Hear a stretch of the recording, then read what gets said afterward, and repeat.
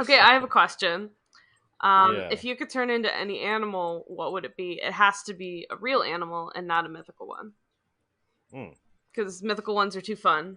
What's a real one? And not a Pokemon. Definitely a That raven. would be a mythical. Ah, A raven?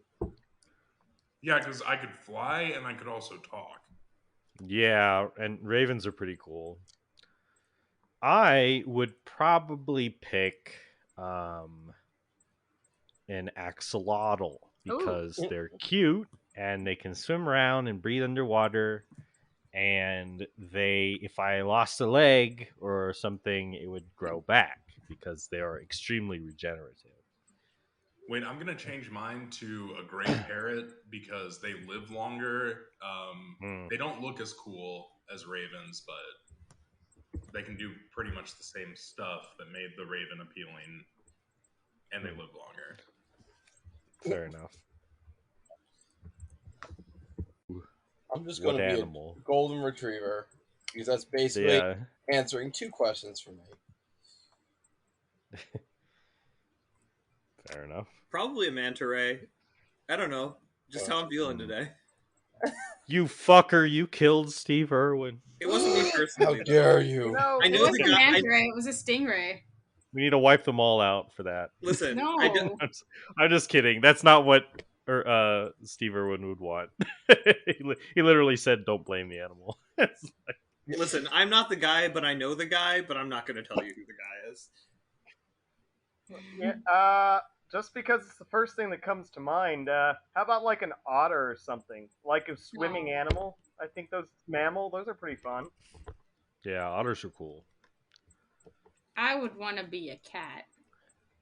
I mean, kind of obvious, but I've seen those videos of people putting the cameras on the cat's perspective. They're just Yeah. running around, and I'm just like, man, I want to be there. I want to just be running around free like that. Yeah. Somehow it's even Jumping, more meowing. impressive, like how athletic and like and how high they can jump and It's stuff. super Like when you're cool. like right below their head level, it's like whoa. Hardcore. Be a Yeah. cheetah, man. Just the fastest thing around. Kill wantonly. I mean, I feel like that would be tiring though, because you would need to chase your food like constantly. But you Apparently, win. cheetahs are pretty chill, like in like zoo pseudo domesticated. Yeah, they seem environments. really like kind of like chill and like I don't know. They just Yeah. My secondary Like answer is bird fungi meows. myxomycota, the slime mold, because it's like a plant and an animal at the same time, and I think it would be fun to be a plant.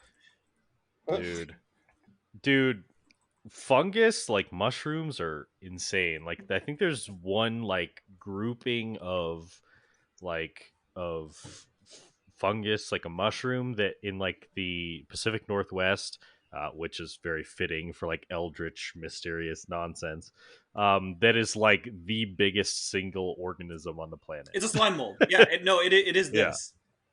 Paul was to Okay, be yeah. real big. Paul was like the most eldritch real creature. That's me. It's utterly horrifying. Yeah.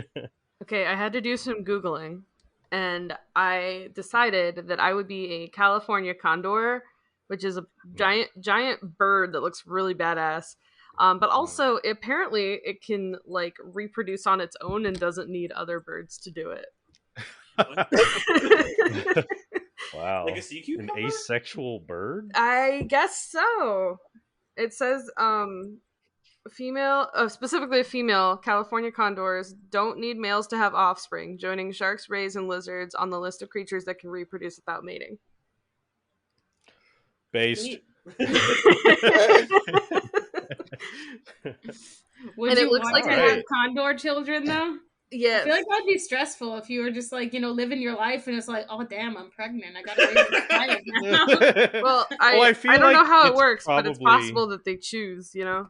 Yeah, it's Oh. probably that, like, I mean, animals are motivated primarily to reproduce anyway, so they probably are like, the environment doesn't have enough males in it, so, time to do the self-impregnation thing. Right. Yeah. I'm gonna send a picture of these things to the chat because I think they're badass looking. Possum. Seen them. Are They those the have a really huge angry-looking ones? wingspan. Would their They look like almost like eagle vultures. They're really cool. would their baby just be a clone of themselves? I have no idea. Yeah, it probably would. Based. Oh wow, Look at that those thing. things. They look like vultures. Like, yeah. hold on, I'm just gonna clone myself. I would Googling probably happiest animals in the planet. a second one would be like that bird, Dolphin. that huge Yes. raptor-looking bird that is really angry. What is that called? God, hornbill. Is it hornbill? No, it's not hornbill. It's really big. Big angry bird. No, it's just Google's just giving me angry birds. There's a name for the process. It's called parthenogenesis. I'm learning Science. things. Yeah. She blinded me with science. Reproduction from an ovum without fertilization. I assume it's like how chickens have eggs, but sometimes the eggs can be fertile in this case.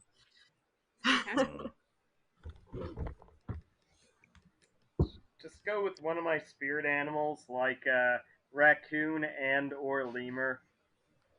Except I'm not from Madagascar.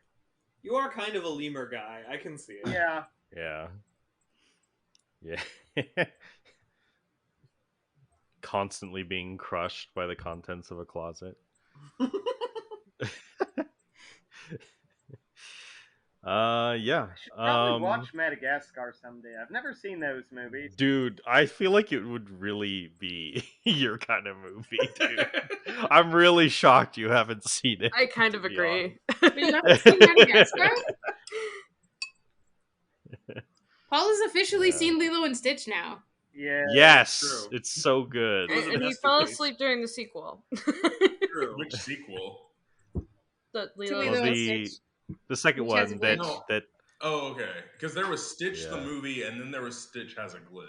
It's Lilo and Stitch 2, Stitch Has a Glitch, so it's officially the sequel. Okay. yeah, I and then have they it made on DVD. they made they made a spin-off show on Disney Channel for that. I loved the show. Where it was all about like his different like experimental cousins. It's really good. Yeah, And it's good. I love there's one that is like just straight up like the more advanced version of Stitch, and it's red like guy. a Sonic Shadow dynamic. Oh my god, you're right. Oh my god, you're right. Leroy, Yeah. I think is his name. Yeah, Leroy. I think my favorite part about Lilo and Stitch was learning that the little gremlin man from Lilo and Stitch was not like an animal. He was just some dude. He was just some guy who's like, I'm gonna pretend to be this girl's dog. Like the Potter. Oh, that's funny. Okay. I'm so surprised you hadn't seen it. I guess I yeah. shouldn't be. I'm like 80 years old. How old were you when it came out? Like 12? And you're like, I'm Probably. too old for this shit. Basically, yeah. Boo. If it's not a Pixar movie, it's not for big kids. That's how I thought. Nah, I was watching new Disney movies up through my well, pretty much. I don't think I ever had a That's for Babies phase. Congratulations. Fair. I still don't have a That's for Babies phase. Same. I'll watch a kid's cartoon. Currently watching through Batman the Animated Series. It's Nice. better than I Just remember finished it. DuckTales. DuckTales. I have a friend with a 2-year-old daughter, and when I visited, Peppa Pig was on, and I was actually like finding myself invested in the story. That show was entertaining.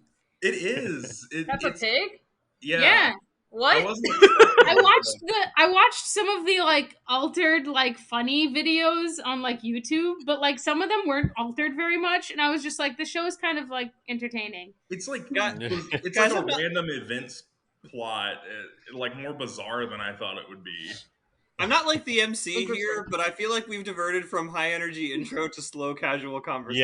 Yeah, Sorry. and I every time I started speaking in like the last minute, it's been to try to start the episode. So let's begin this Teen Titans. episode of Teen Titans Roll.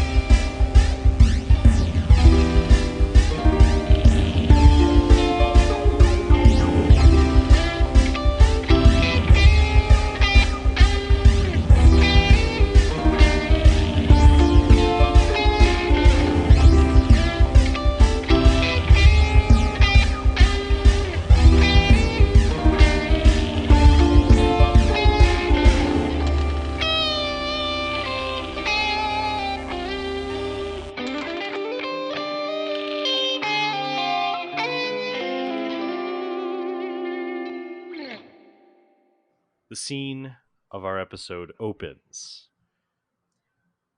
thousands of feet below the ocean in an underwater cavern. The sounds of a machine echo, producing in assembly line form a new narcotic.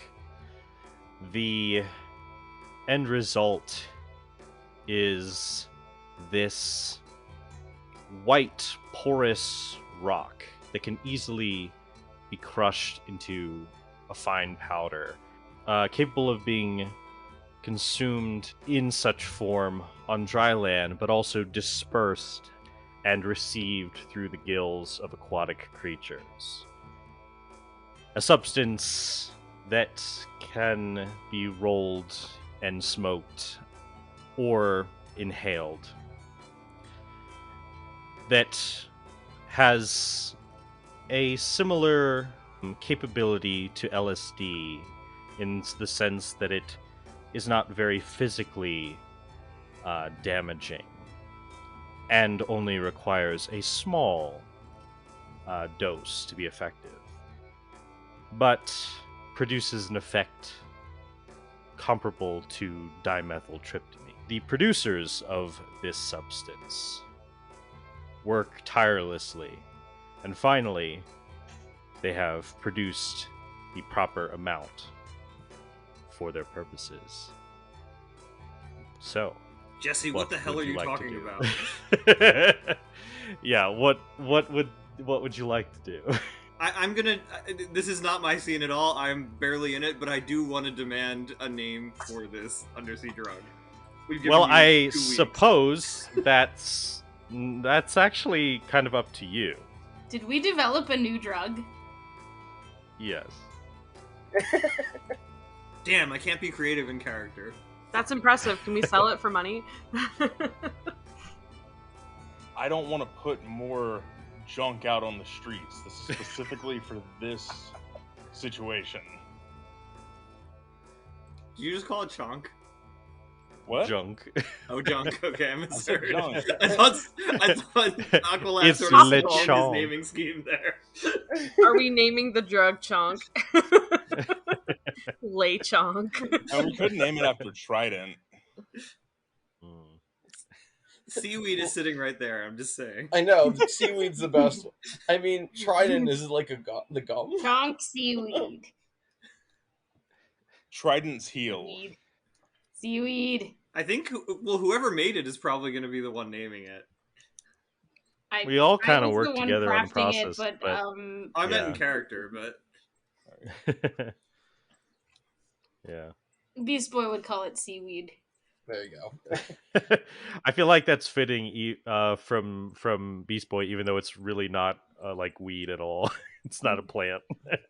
Nah. It's the composite of a bunch of different like corals and plants and Can I Streaming suggest- things. monk.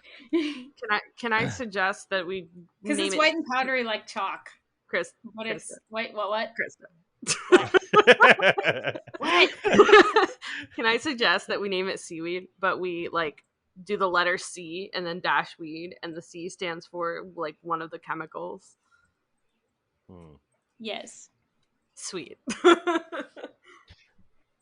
Yeah. C The dash C- weed. Seaweed. Coral weed. Not that way it doesn't Yeah. get confused with like actual seaweed. Yeah. Yeah. Coral weed. Oh my gosh. Yeah. And then like all the preteens are gonna be eating like actual seaweed and pretending it's drugs now. Just like how we used to snort Smarties in high school. Oh God. Yes, all of us who definitely did that. I mean, I didn't do it, but my friends did. Yeah. I think I poured root beer up Jeez. my nose once.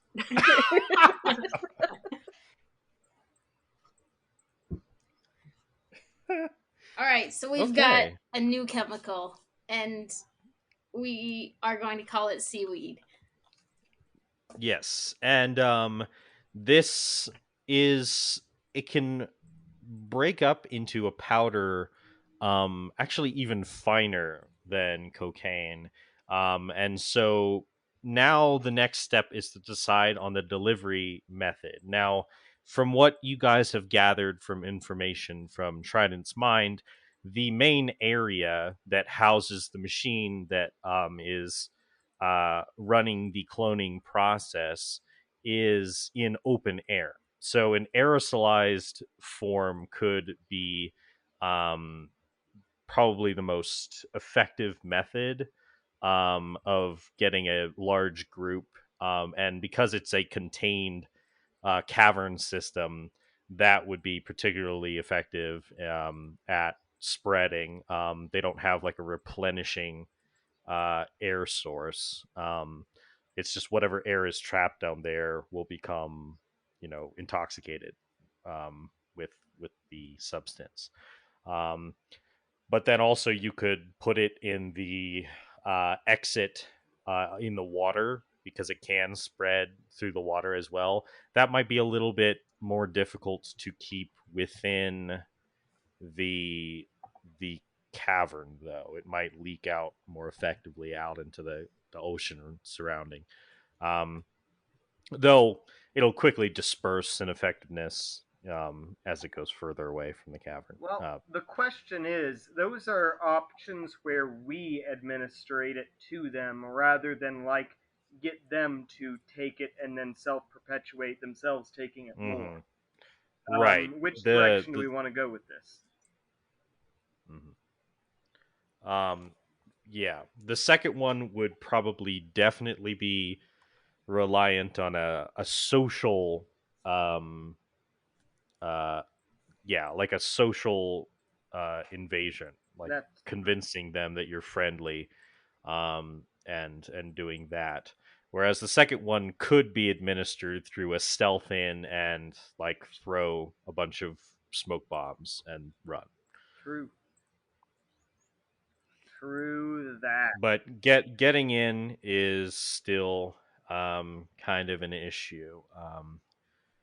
So yeah, I mean, now is the time for you guys to discuss like how you want to approach the mission. I mean, if we choose to drug them, there is the issue of like consent and whether or not we're the good guy. Listen, we're already not killing them, so this is as much as consent as they're gonna get. But if we have them take it themselves, that the only other option is to trap them inside. Well, I mean, we could make it if it's we could do it the kind of thing where we introduce it to one and then make all the other guys jealous of him or something. So then it would be actually them consenting. We just have to make it look really, really cool. Couldn't we just use disguise self and walk in as one of them and be like, dude, you gotta try this? No, they're jealous, so it's more of like, it's all mine, you can't have any, it's so good. I might have it. I don't have disguise self. So, can I disguise somebody else with like... I have disguise self. There you go. Can you breathe underwater? No. Well, yes. Yes. But the pressure would damage Starfire me. Be the spy. Okay, so if we have this guy's self, an option would be telling them it makes them super powerful, having Starfire pretend to take it, and then have them just like try and hit her a bunch of times. Because if they're weak and she's super strong, she'd be like, "Look what happens when you take this drug." I want to hear. I'm sorry. I want to hear you suggest that in character. Sorry. I realized halfway through that my voice wasn't changed. I mean, the way that we can do it, they're all about who's the best, aren't they? So if Starfire goes in and says, "Look how powerful I am with this drug," they might all want to take it, and that would give us the consent clause. You wish for me to act? To do the performance? How good are you at acting? I smile smugly. I have some skills.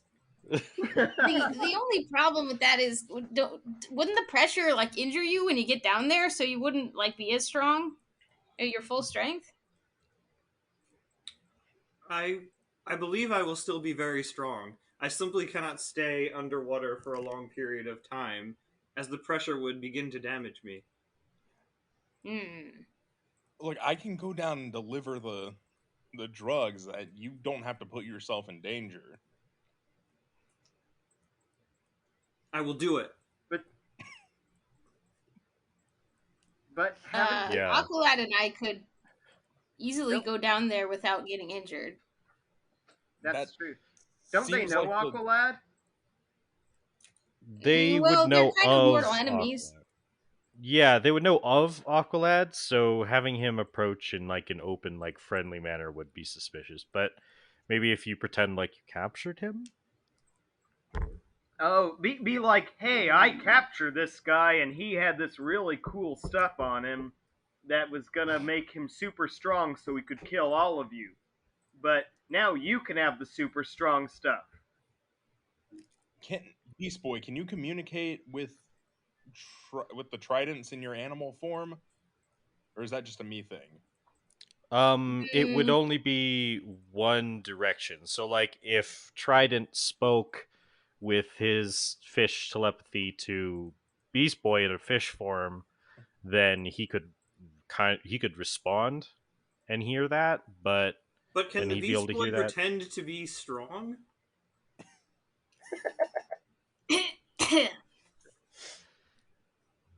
I'm super strong. Somebody just got nay-nayed. Are you? Well, that's why I can turn into T-Rexes. I sit there and I raise my elbow and I say, "Give me the hand wrestle." I start sweating. What, Beast Boy? You can't take her? Sure. Here. I reach out my hand. Okay. Are you guys doing an arm wrestling? Arm wrestle. I think we're arm wrestling, all right. yeah. And all right. And I have my eyes on Aqualad this whole time, like out of the corner of my eye to see if he's impressed. Well, yeah, you roll a strength contest, you two. Oh my gosh. All right. Why are we wasting our time? That's in character. Yeah, fair enough. Actually, I do have the ability in insinuation, which makes it hard for people to make decisions, which would be really good for, like, convincing somebody. What's your strength modifier? My strength modifier, because I forgot how to use this thing, is plus 11. Yep. So I rolled a 2, so that makes this a 13. All right. So it's like it's not like overwhelmingly you don't break his arm, but you do win. I went easy on him. Yeah, I knew that was going to happen. She has super space strength. I will perform the role. So while we're talking, Robin's kind of starting to make kind of how it disperses his smoke bombs. but he's been slowly trying to make something that you can put the powder in that'll explode to like disperse it that way too. Okay. Yeah, just in case you need just that. in case it doesn't work. Right. Yeah, that's fair enough. That should be simple enough. You already have smoke bombs, so you can pretty much just empty some of the powder contents from your smoke pellets and put some of the drug in, and then it'll disperse in the smoke. Hey, and I have a bunch of them on me, so I figure I could just. So Yeah. I Do that have pretty quickly. the ability to touch an item and make it emit a noise or odor. Can I put like pheromones or something in this? What what do you mean? Where would you get? I feel like Where'd you get pheromones? I don't where'd know. you get pheromones? I can create these things in a lab on the fly. Yeah, I mean, I guess there could be an argument because of this version of the setting that it would actually involve actual odorous That's fair. chemicals, but typically this that those abilities, I don't feel like they don't produce like a An effect. literal smell. They create a sensory effect fair. of a smell through magic. That's fair. But yeah. However, if we wanted to have have a cool effect, visual effect, just let me know. Hey. So yeah, so what's the plan, guys? I think Starfire said that she wants to go in and pretend to be a Triton. Wait, I'm pretending to be Triton? Wait. Oh, yeah, okay. I get it. What else would you be pretending? Yeah, I guess that makes sense. And am I going in as your captive? Yeah, I think so. Okay. And I'm probably following behind and staying stealthy. Okay, just back up. Yeah. You can have my hand. What? I have a detachable. Oh, I can take his hand with me. Oh. I was like, wait, what? I was waiting for the visual follow-up, and then I realized this wasn't a visual medium. His hand just attaches to my head. Aqualad, yeah, you could just watching, an extra little something in case you need a help. A helping hand. A helping hand. It was right That's there. true.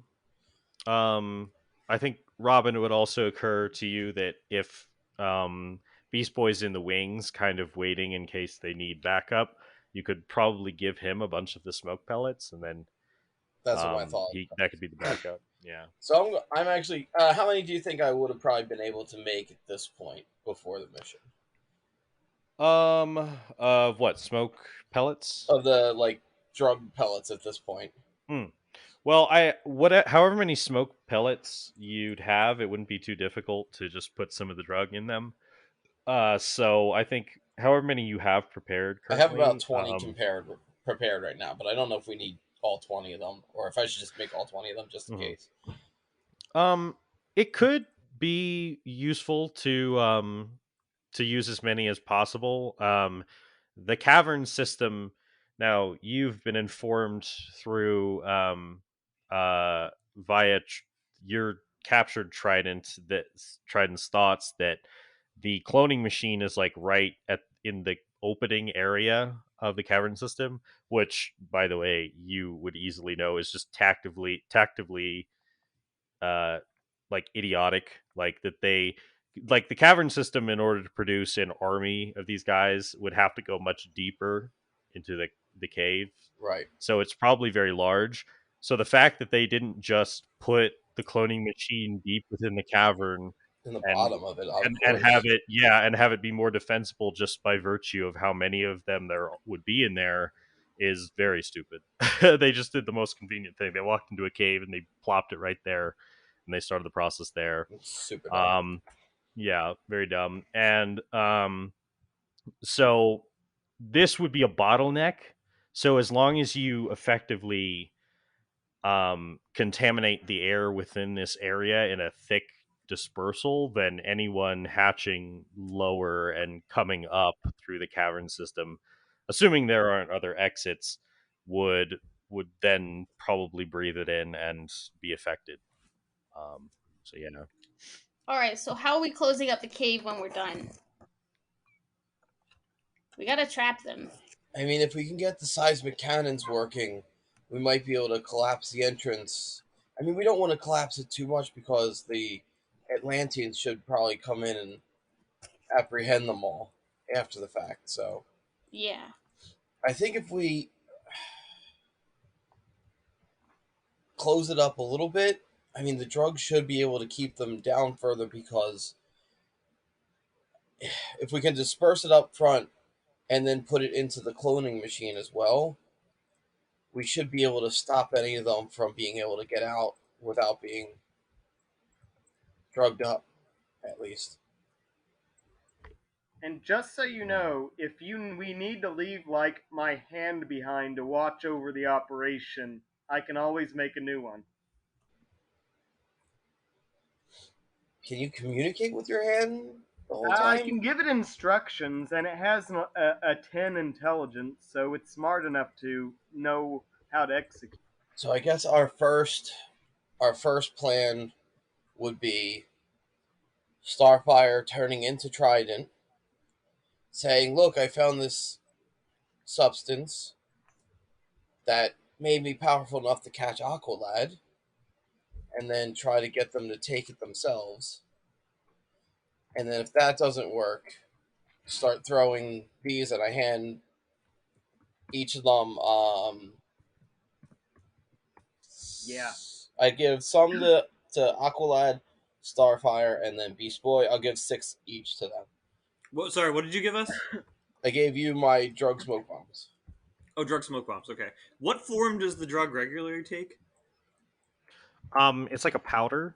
So you snort like it? a thin. Or... Well, so it starts as like a porous rock, like a coral, but it can easily be crumbled into a powder, and that's the way you probably want to consume it. And it could be consumed by like breathing it through your gills if you're an underwater creature, underwater, or like crushing it around you and letting it float in the water, or on land it could be snorted like cocaine. Okay. So you snort it. Yes. And have we seen Starfire? Or it could be breathed in an aerosol form if it's dispersed in the air. And we've seen Starfire use Disguise Self. If you recall, during Forces of Nature, I grew a mustache. Captain Krabs. Oh, dang it. And I did become Captain Krabs at one point. Yeah, you did some Captain Krabs. Also, she did, before you were Ryan, she did a very unconvincing depiction of Guy Gardner. This is true. I tried to become the Green Lantern. Right. Okay. Well, then, in that case, I'm also going to pull out my my breath filter and also hand that to her. If you have to crush it in the area around you, just put this in and it should filter it out before you breathe it in. Wait, I'm sorry. What did you give me? I gave you. It's one of those things that you So put you in your don't mouth get and you can breathe high. underwater. Okay. I nod slowly. Mhm. I just show her like how to put it in and breathe through it. All They right. shouldn't be able to see it through your disguise self. All right, I will use this. Still debating whether I'm going to actually Yeah. take it in If there you- or not. If you even remember it. Okay. She wants to get drugged. Yeah. What are you guys doing with your hostage while you go conduct this mission? Robin walks up with some of the drug Mm-hmm. and just goes out of his hand into its face. Okay. Yeah, you blow it into his face. He coughs. And very quickly his pupils get extremely wide, like almost like his whole eyes. And he kind of like looks up at the cavern ceiling and he's just kind of quiet for a moment, and then he's just like, the man in the bowler hat. That's all he mutters for a while. Wait, does that ring a bell to me? No. I mean, it's from Meet the Robinsons, but I don't think like we would know. Could I do an information check? You can believe that. You are all welcome to roll a DC, like, for you guys, like a DC 60 history check, which means it would be impossible. Dang. Should you roll it? No, he's saying we won't be able to figure it out. The DC is like 60. Well, at least we know the drug works. Yeah. You roll. He's seeing into other dimensions. He's just watching Meet the Robinsons in his mind now. Yeah. Well, like, could we know? Oh, it's from a movie. You guys are assuming it's from a movie. See, I don't know if that's from a movie or if that's somebody that we haven't met in the CIA yet. I'm just in the saying CIA that you are definitely referencing Meet the Robinsons, even if you don't mean to. You are referencing it. Yeah, maybe. Okay, Titans, you ready to start this mission? Ready. Is Raven just chilling in the ship? Watching people get drugged from afar. Yeah. Well, I mean, you're all in the cavern right Raven's now. just gonna stay in the ship and do drugs. Oh yeah. You could, you guys could stay in the ship. So I guess, the plan being that you guys go in the submarine, but you have Beast Boy with the homunculus hand waiting in the wings underwater, and for backup, plan B to throw a bunch of pellets in should the plan of Starfire disguised as Trident with Aqualad as a hostage fail. And then implanting it in the cloning machine if possible. Yeah, okay. It was Starfire. Yeah. If you need someone to travel you down quickly through the water to get there, I could be a fast fish. Thank you, Beast Boy, but I am also the fast swimmer. Oh, right. All right. I'll just follow. Compelling character interaction. Yeah. Okay. So so I guess are you guys like tying your big hostage Aqualad's hands, or what? Yeah, what's the approach? Yeah, I guess we'll wait. Oh yeah, fake Aqualad. So yeah, I guess I'll tie his arms behind his back. All right. Maybe get there first and then tie him up. Yeah. Hot. Did you say that character? Robin just kind of like turns. I mutter it. And like, what? I mutter it under my breath. I blush and slowly untie him. Aqualad is very flustered right now. Okay. Let's go. Okay. All right. Find him We're in going. the water right before we go up there. All right. You guys are going. All right. Yay. So you guys, you take the sub to the location shown to you. Raven, you have basically you have the memories of Trident in your head, so you know how to get there, and you guide them to this cavern opening.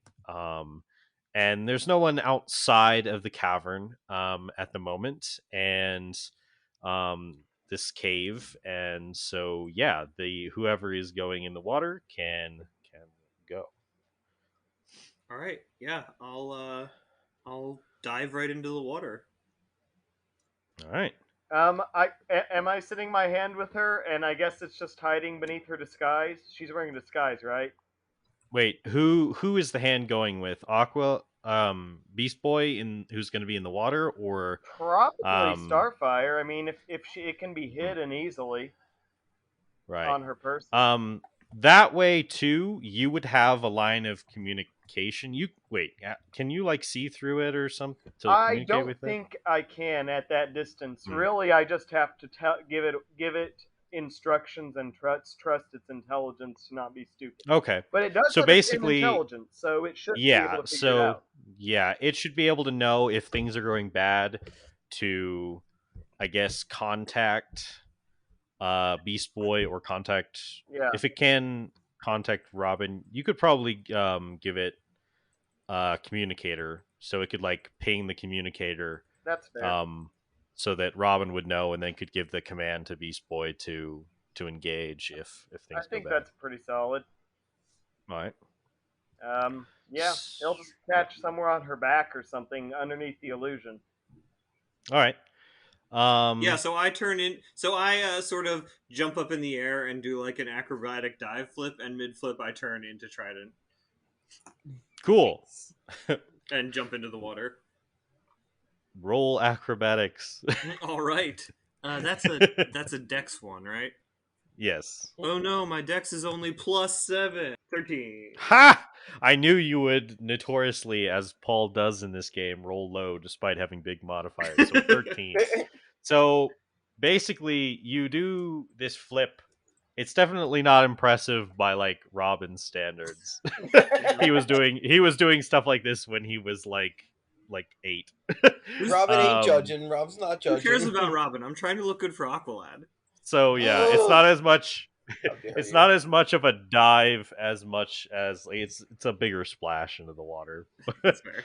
But when nobody's looking, Robin holds up a 6. Mid. Okay. All right. So wait, are you diving into the water and I'll jump in and I'll flip in midair. I'll turn into a sailfish and then dive down. So wait, but my question then is I was just gonna say that you guys were already in the submarine and outside of the enemy cavern. But, okay. Yeah. I mean, Starfire, you could swim there along with the submarine, but you'd be subject to the underwater pressures for much longer. That's fine. We'll do it your boring way. She did that through the airlock in the bottom of the thing. Yeah, sure. It's kind of. That's why she couldn't do a big flip. It was like yeah, it's the airlock's fault. It was kind of weird and awkward. Wait, so where are we? We're on the submarine? You're in the submarine. Well, whoever needs to be in the submarine. Oh, how'd we get here? Would be in the submarine. No. All that was done in the cave, but what I'm saying is you guys could ride the submarine to the enemy location. Ooh.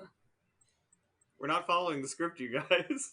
Do we have big sacks of these drugs now?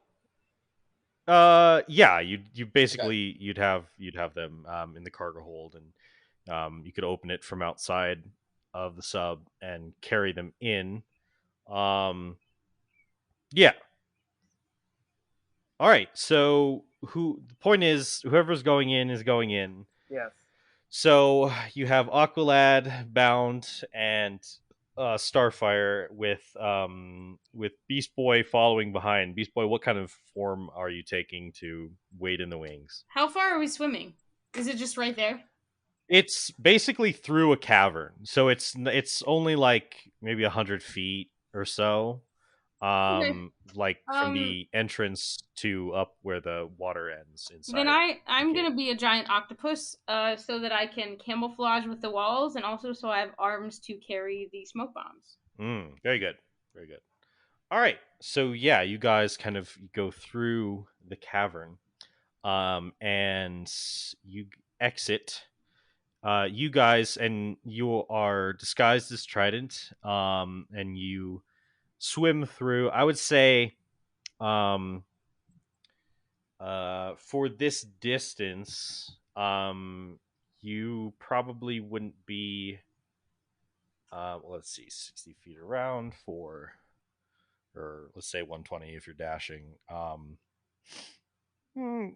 Yeah. Yeah, you aren't quite under the water long enough to experience the full effect of the pressure starfire, so you're actually okay. You won't take any damage. Cool. Yeah. So, all right.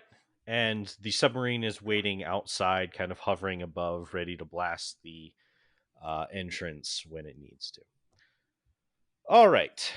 So, you guys head in and you swim up through this cavern until you see the water, the surface of the water above, and you come up through and walk into a cavern.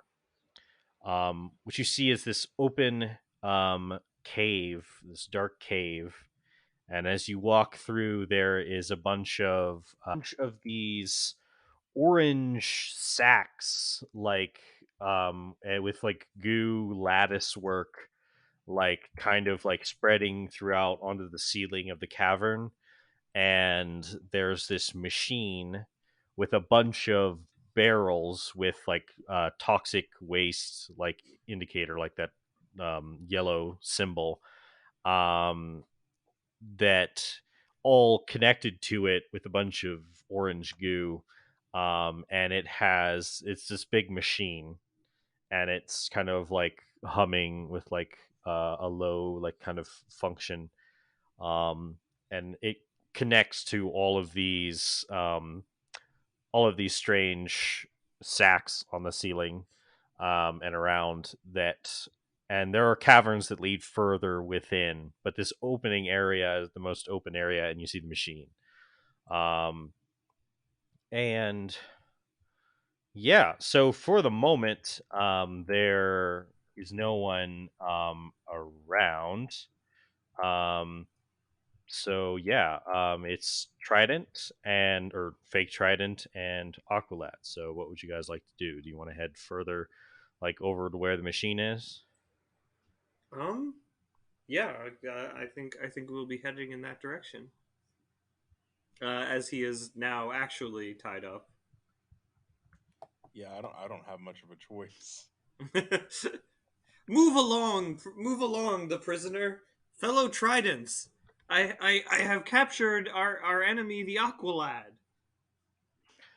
As you speak from around the corners, basically, and starting to hatch even some new ones out of these eggs from the ceiling, these fully grown tridents fall down, all gooey and newly born, and they look to you.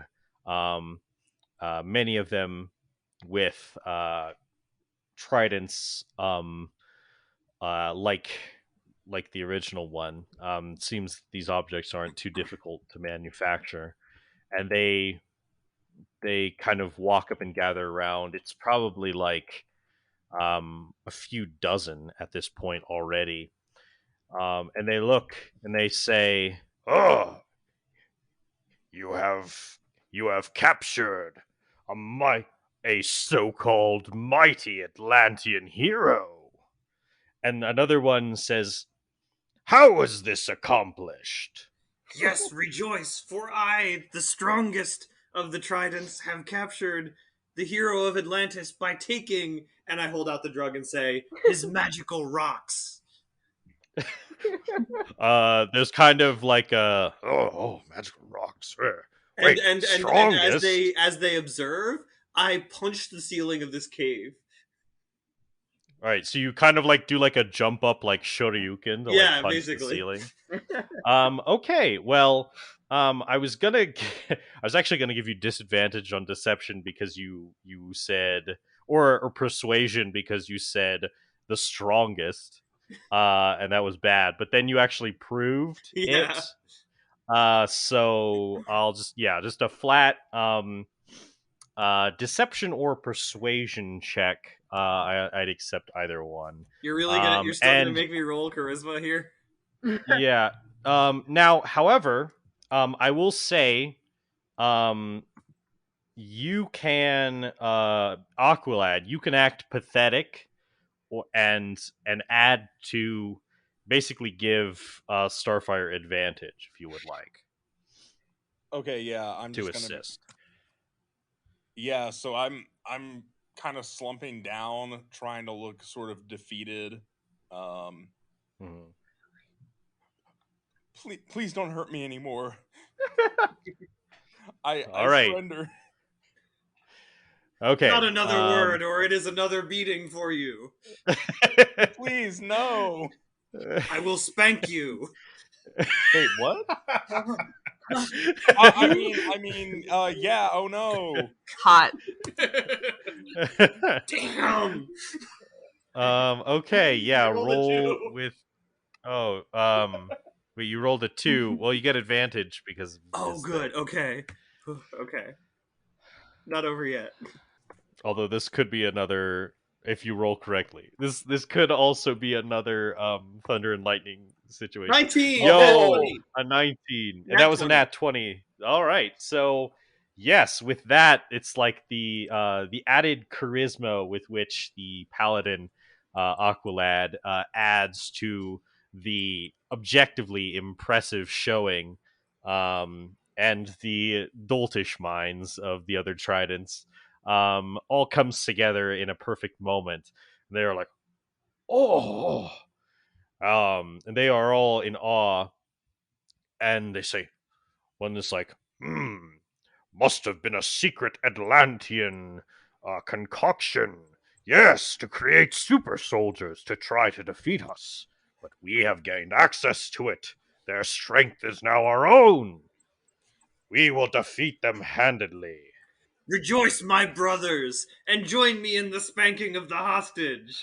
And I hand out the drugs to them. Yeah, so you start handing them out, and some people start like cracking them open. They say, it is strange, fine coral powder. Yes, very good. Something I had something akin to this as a lad.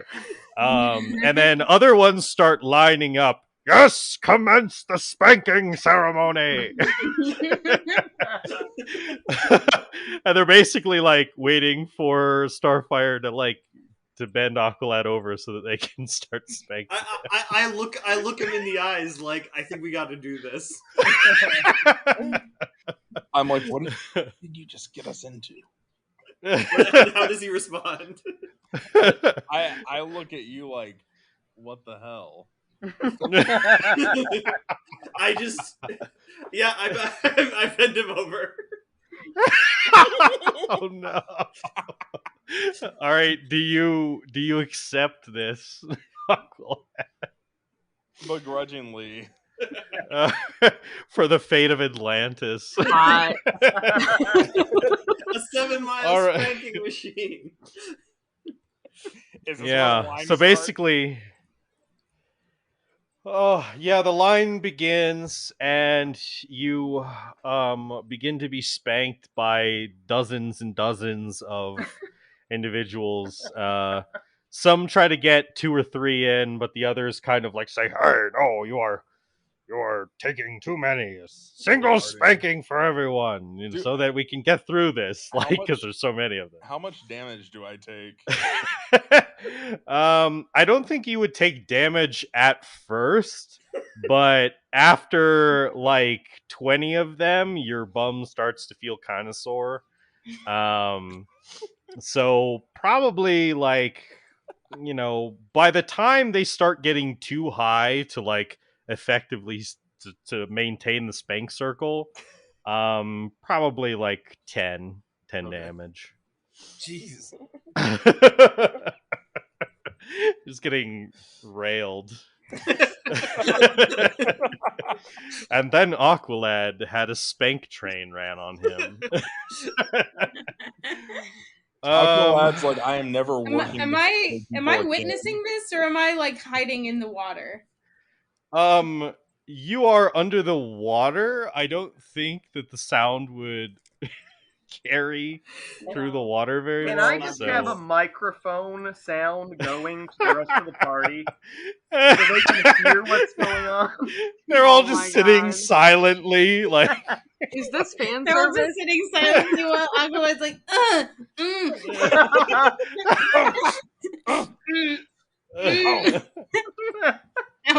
This is definitely fan service. I would fight it, but I actually have very little confidence in my acting capabilities, so I'm like, I think we have to yes end this. Yeah, I feel it's. No, Starfire wanted this. Okay. Kinky.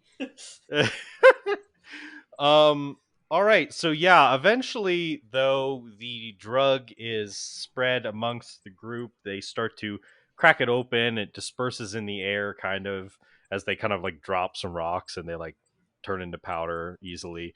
And then they also snort it, and they start like they start getting really weird, and snorting it off of each other in weird ways, and eventually, basically, the whole like oh no, they're gonna group, start orgying.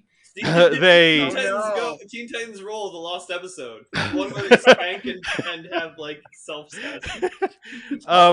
It basically it doesn't go that far, because as soon as like an individual gets high, they sort of drift off, and basically they start muttering things like about a man in a bowler hat, the man dressed in black, and then some actually start seeming to have like really bad trips, and they're like, "No, don't hurt me, man in the green cloak."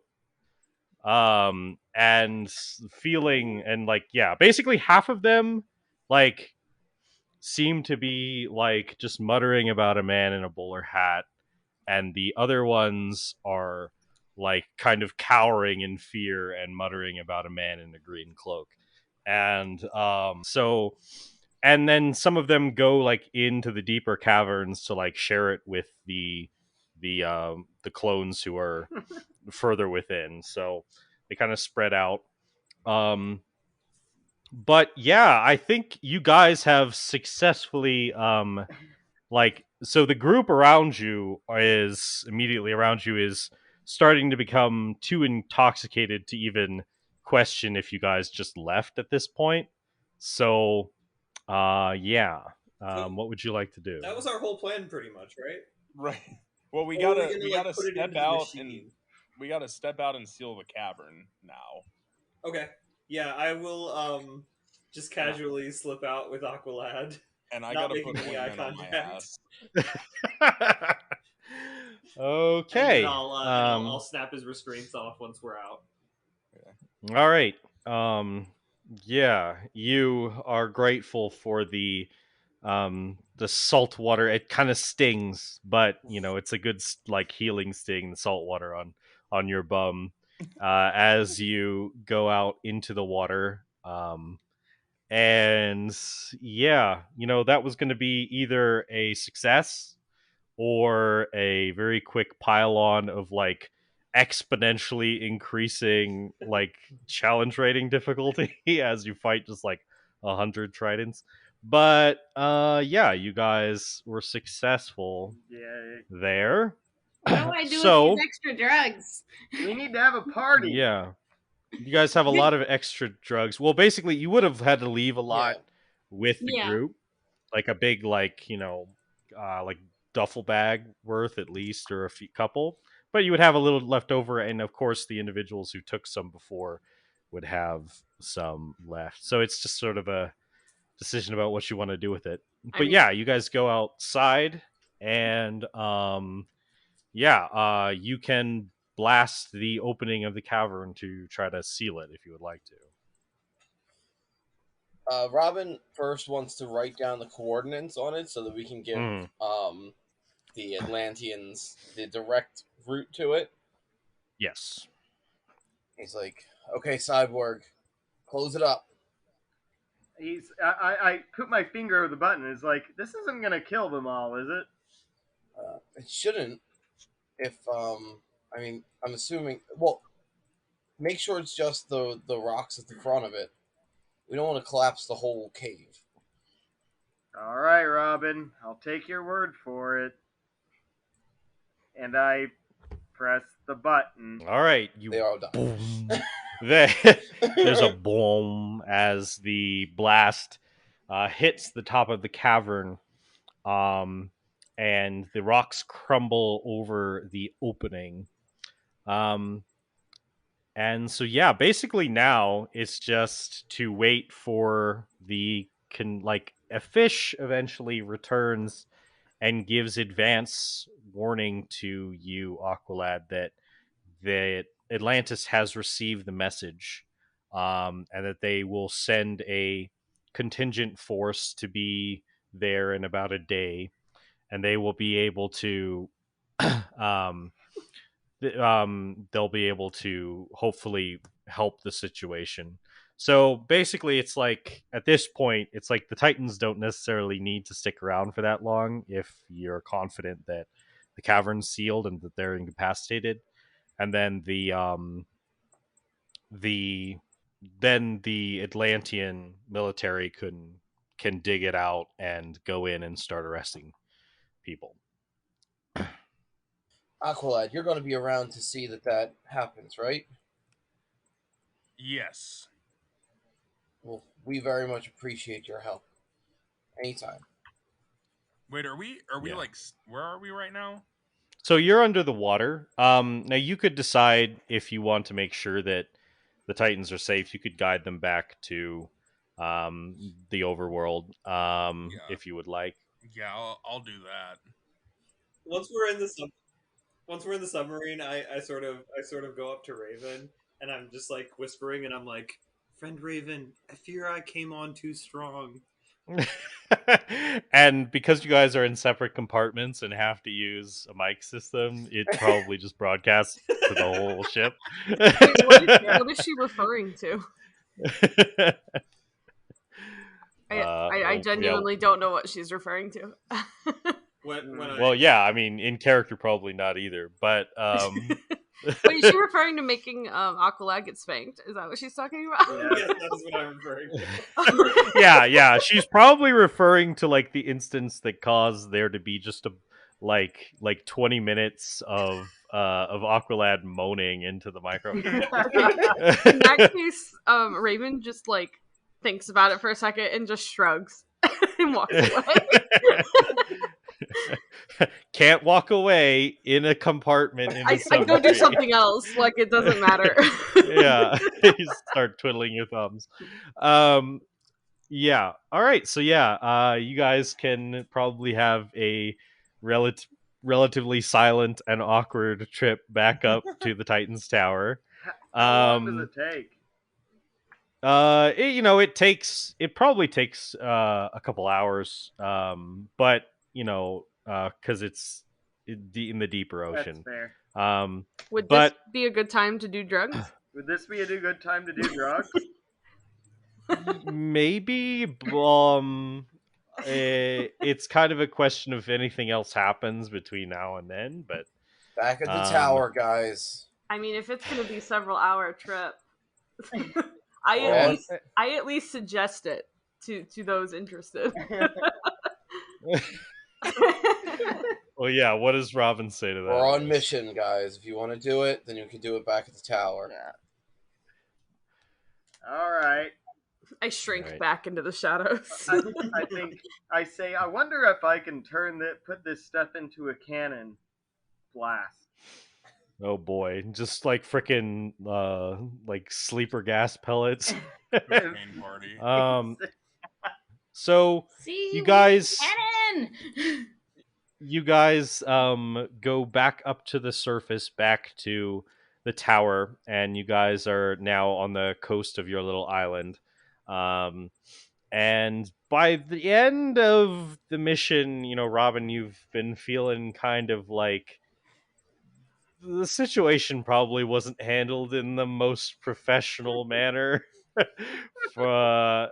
You feel like maybe a token of some sort would be appropriate. A token of some sort? To Aqualad? Yeah.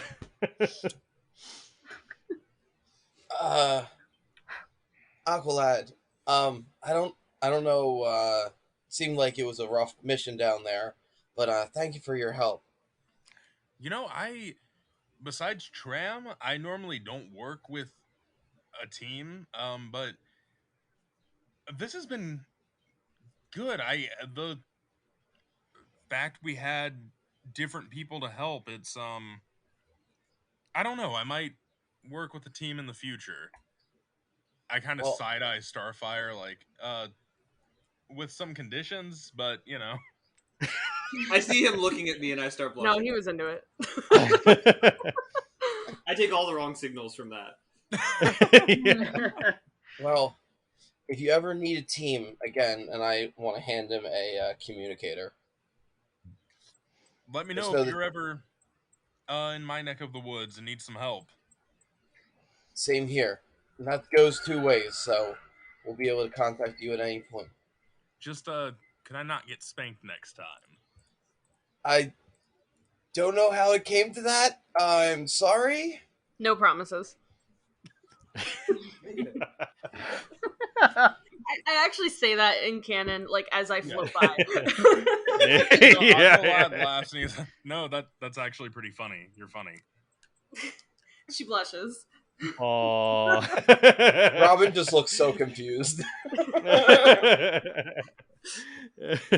I look at Beast Boy and I'm like, hey, thanks for the help out there. Yeah, I guess you're pretty good at swimming. So are you. I mean,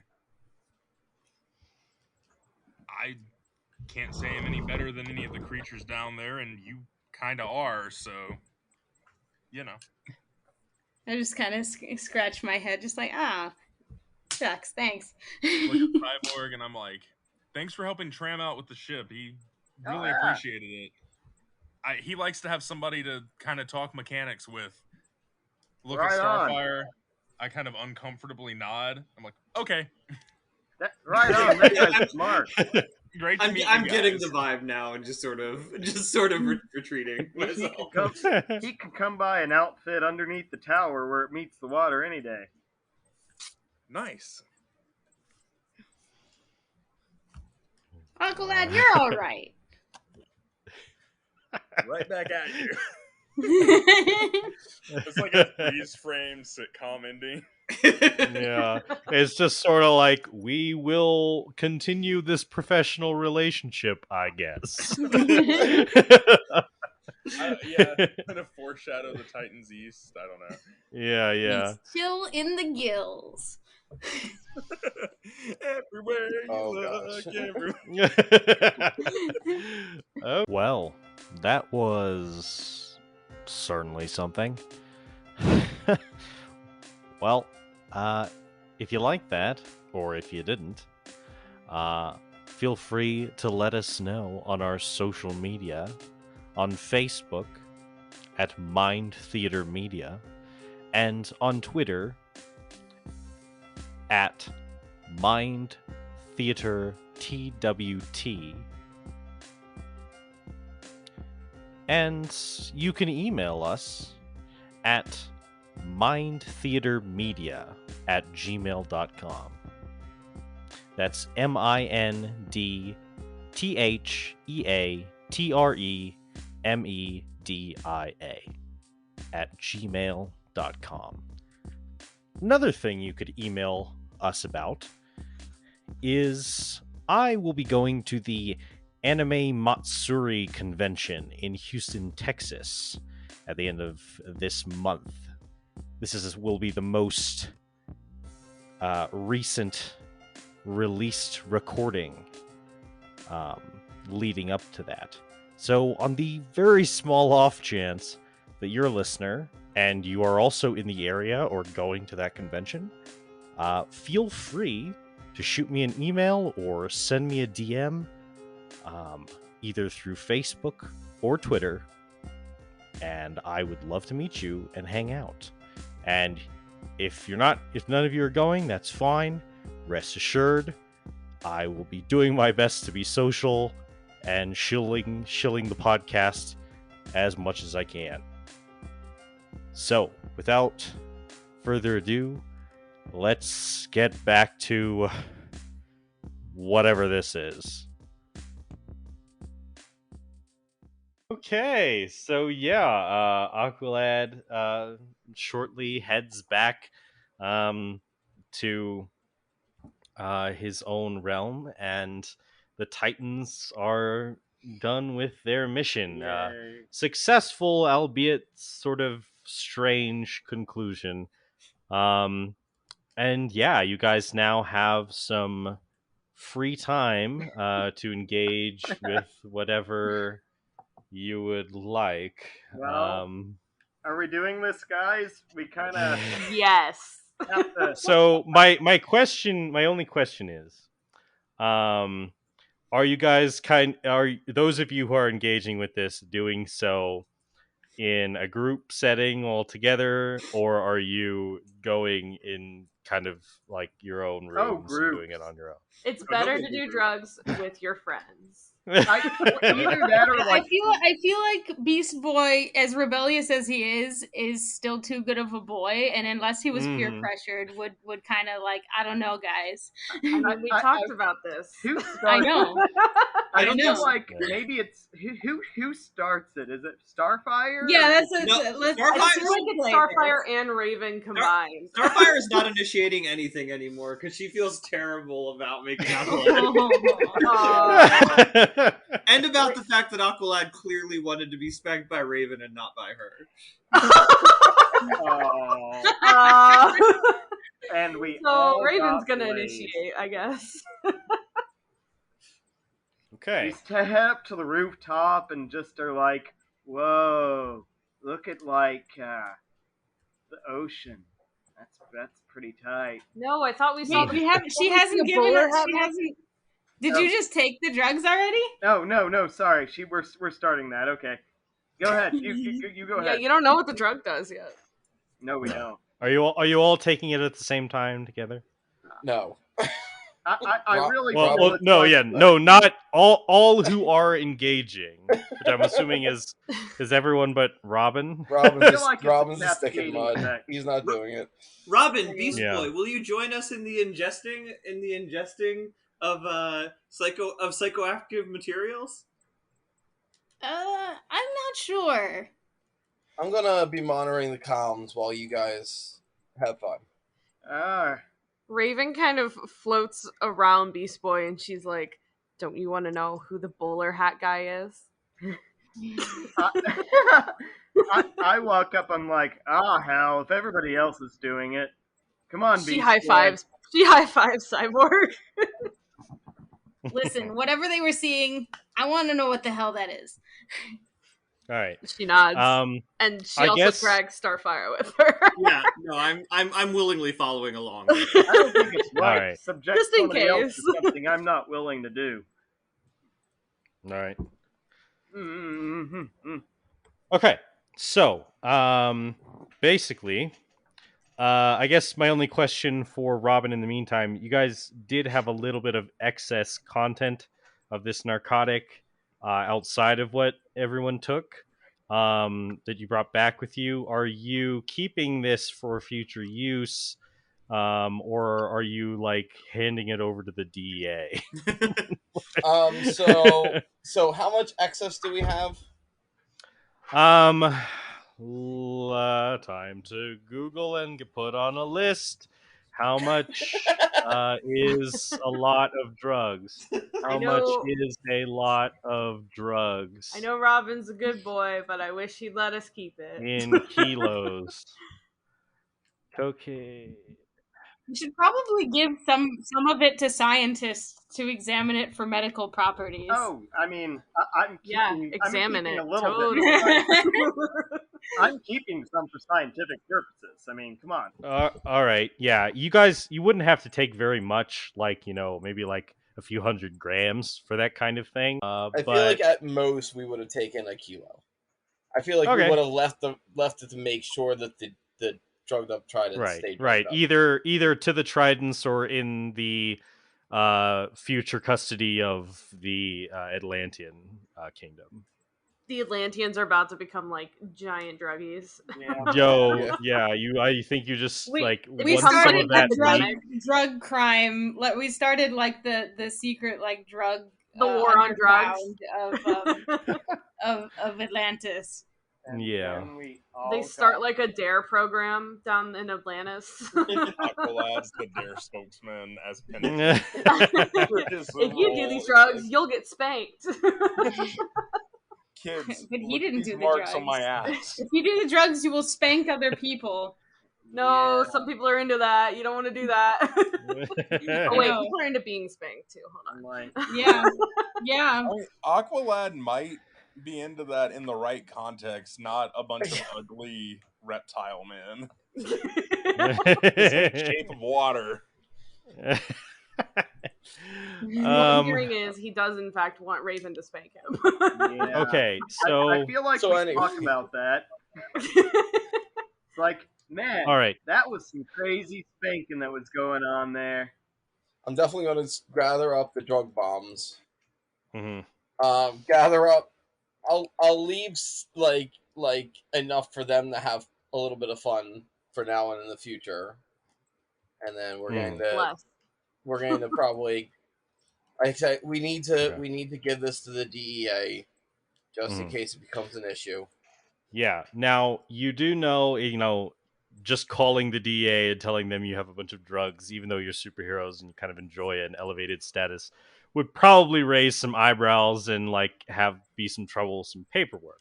However, you do have a contact that you believe may be more discreet about this in the FBI agent that you were contacted by alongside of Plastic Man. Plastic Man.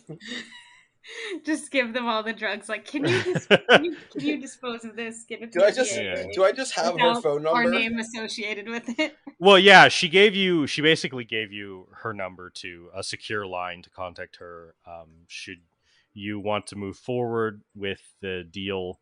So you could probably contact her for this. Oh, I didn't actually contact her about doing the deal after we agreed about it. We should Okay. do that. Well, I'll do that while they get high. Okay, yeah. So back to them getting high. All right, I want everyone to roll Constitution. Oh my gracious. Oh, I gotta look. Oh no. I don't even know what my constitution is. Cyborg and Rolled Cyborg constitution and once. I got a nat 1, you guys. Wow. It's Oh, plus no, 9, you're so it's a high. 10, but it's a nat 1. You are Yeah. as high as heaven. Why are my rolls such garbage Wow. today? I'm gonna have to do a lot of kind this stuff. Always with Starfire.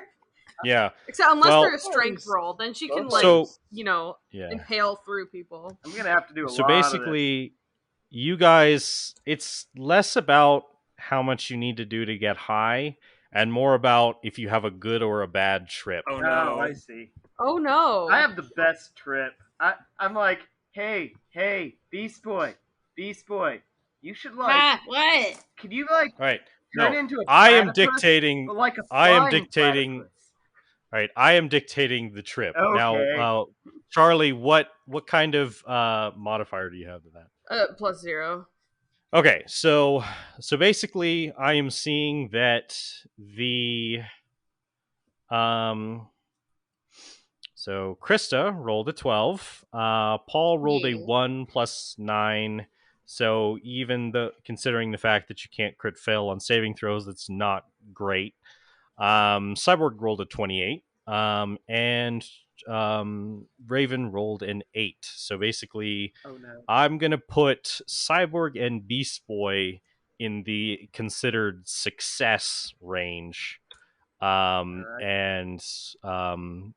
And Raven and Starfire, not so much. Oh, At no. least we get to have a bad trip together. Oh no. Girl power. Girl time. Yeah. All right. So, as you guys all fade into this, it's not like you black out or become less conscious. It's more like you become more conscious. You start to look around the room at each other, at the carpet, and you start to hyper focus on details. to the point where you see like the texture on the walls or the couch or the carpet, and they become extremely detailed, and then the geometric shapes start to manipulate, and you start to see, like, you start to get insight into like the deep, complex quantum geometry of the objects themselves. As you get lost in those details, you start to, almost like you're being pulled forward out of your normal experience into those shapes and details.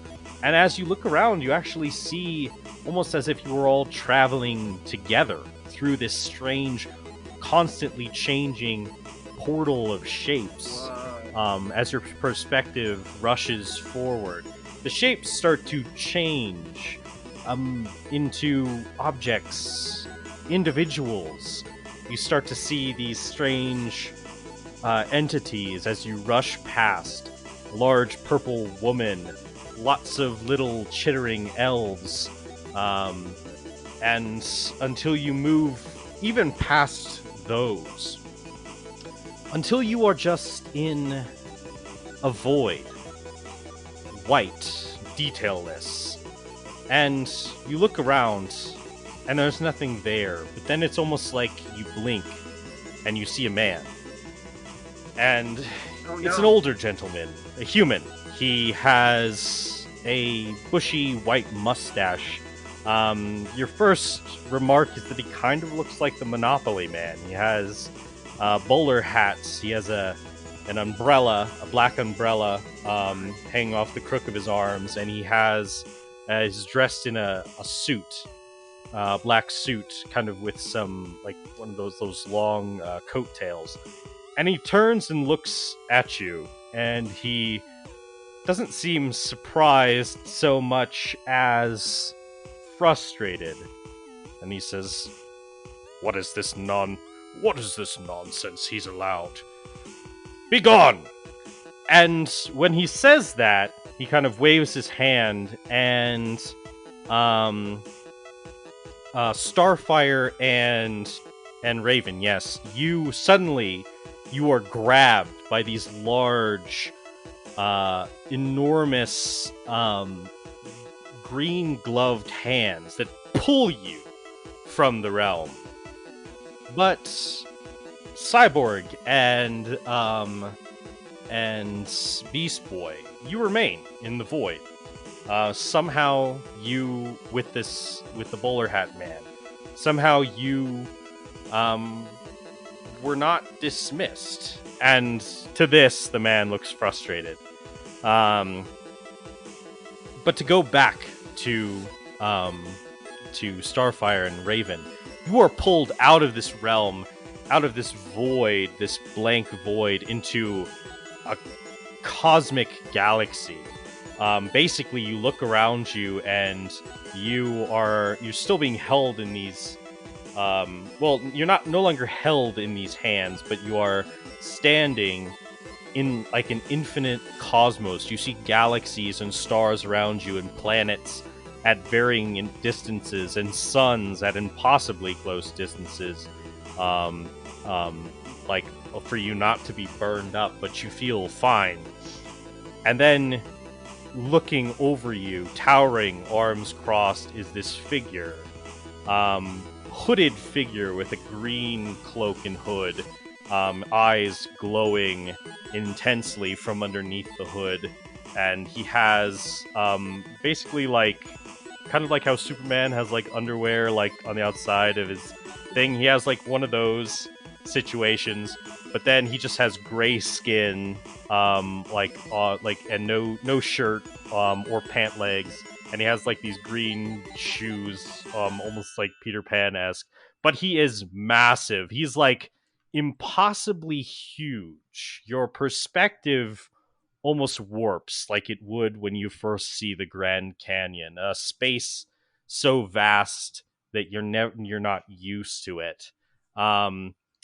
He is almost, it's like seeing Cthulhu in a dream. He is impossibly big.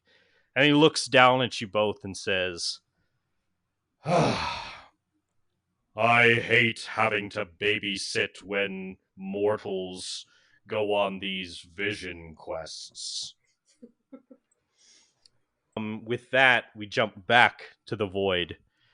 Cyborg and Beast Boy, you're standing there looking at this this weird Monopoly Man looking motherfucker, and he's kind of looking at you, tapping his foot impatiently. He's like, "Seriously, I have to wait for the effects to wear off." Hey, Dude, buddy. who are you? Yeah. Effects. Where did Starfire and Raven go? Are we of clear mind? Or is this like, are we high? You are of clear mind. Oh, I was like, hey, where are we? Where did Starfire and Raven go? Who are you? What?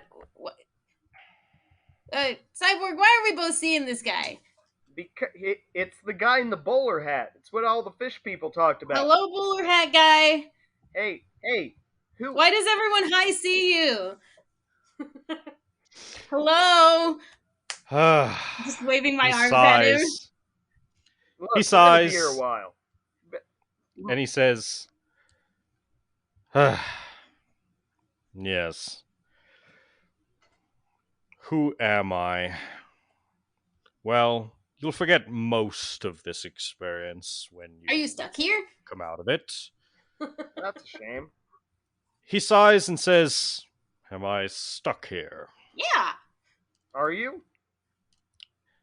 He says, "It is simultaneously impossible for me to be stuck anywhere, and yet I do serve at the whim of another." Who is that?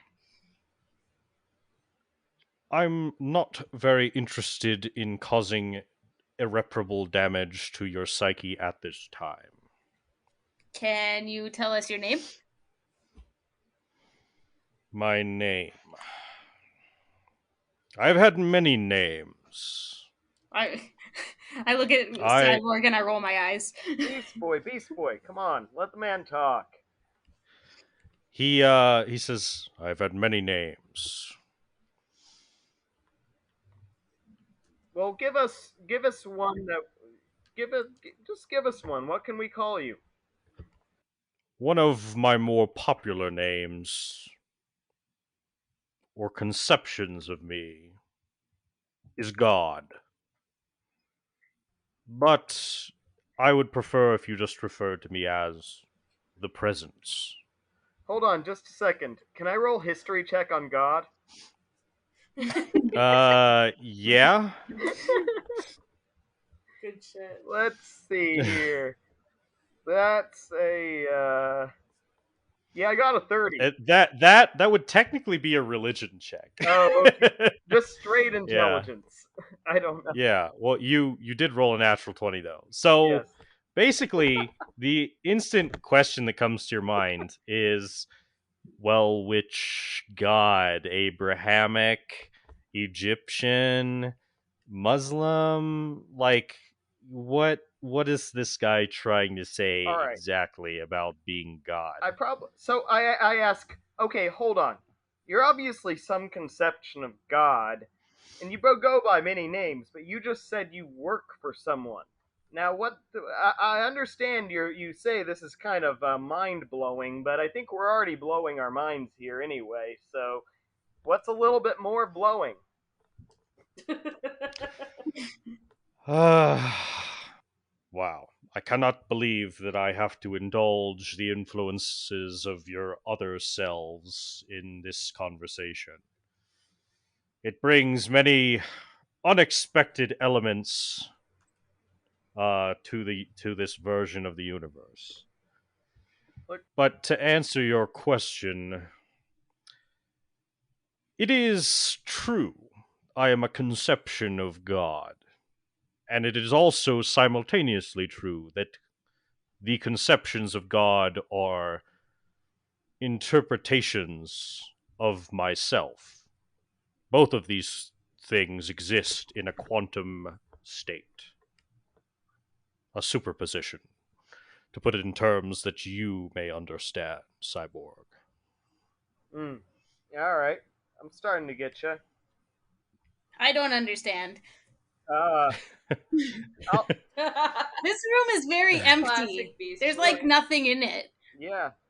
Well, I say, hey, well, look, you obviously are stuck here or something like that. Is there anything we can do for you? Like, you've got to want something.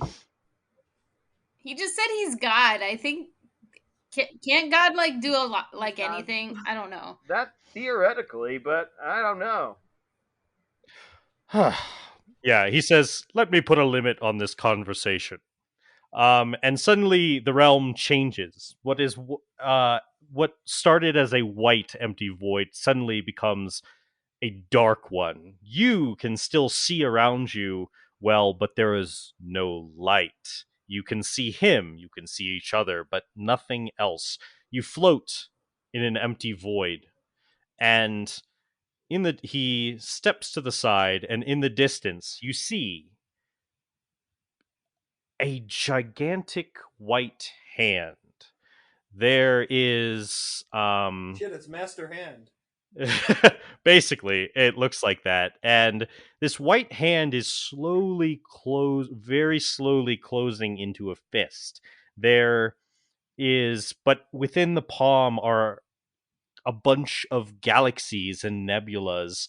And this looks like, by the scale of the size of these nebulas in its hand, this thing is probably millions of miles away, and yet somehow you can see it in the distance as a massive object.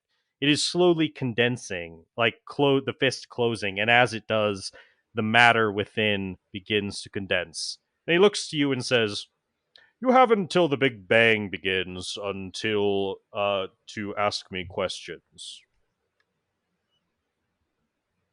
And then we're going to switch over quickly to the other group. So, Raven, Starfire, you are standing, being scrutinized by this gigantic entity in the green cloak with gray skin in its underwear, basically, and it's looking down at you. What would you like to do? Does Raven know who this is? I look at Starfire. I guess I should roll, right? Something? Yeah, go ahead and roll religion or arcana. I mean, they would be the same roll. So it's intelligence plus your proficiency. Okay, hold on. Because you're all astral and everything, so... I don't know shit, do I? Should I roll? You could, I suppose. It'd be... Maybe she's got like some cool history book on her. It'd be history. I'll say for Raven, you have these vague, like... You have this vague memory of, like, an entity being described as large and powerful interceding when individuals of arcane ambition get a little too ambitious, and this could be that entity.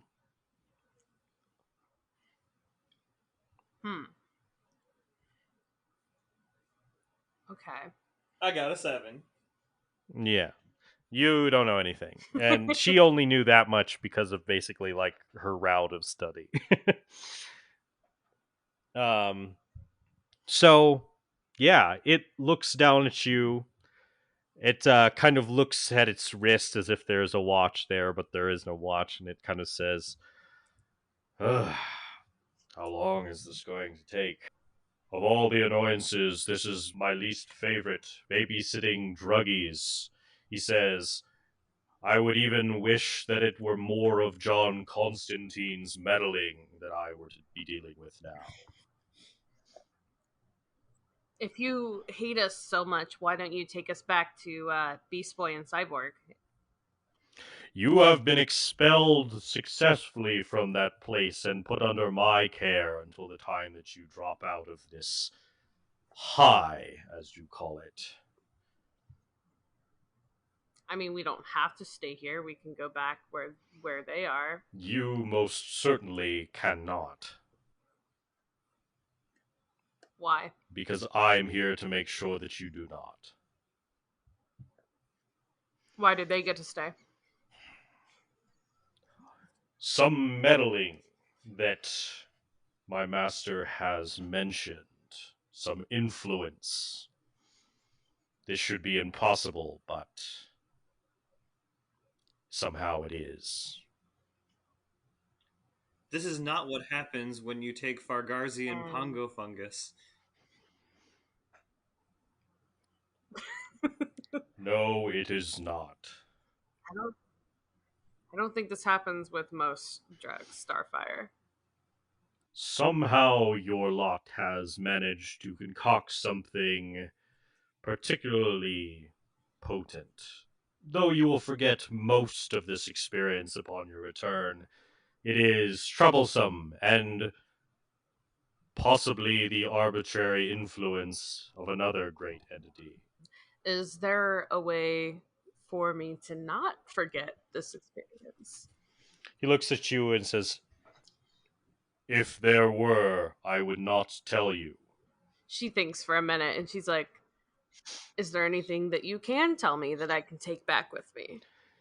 His eyes narrow as if he's considering something, and all that I can tell you, daughter of the depths, is that you are insignificant to me, but should you fail in your responsibilities, even I may have to step in. I would rather not.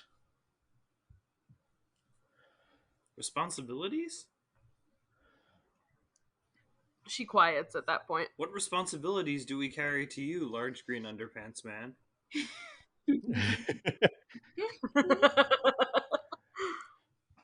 Daughter of Tamaran, your power and influence could never be great enough for me to have to intercede.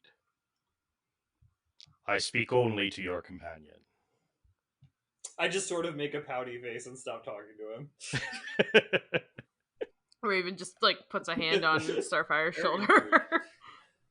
Mm. Yeah. Indeed. Yeah. At that point, I think we'll jump back to the conversation at the beginning of time, to the other two. So basically, he has just informed you that the event that you see in the distance is the beginning of the Big Bang, and he repeats, "As I have said, you have until my hand condenses all matter into a singular point and then releases, creating the Big Bang, to ask me your questions. I am under no obligation to answer any of them, but I am amusing a secondary influence." And then when he sticks out his middle finger, the Big Bang Theory starts airing. What if I like got in? What if I like got in the way of you touching that big thing over there, or I take out my blaster and like, what if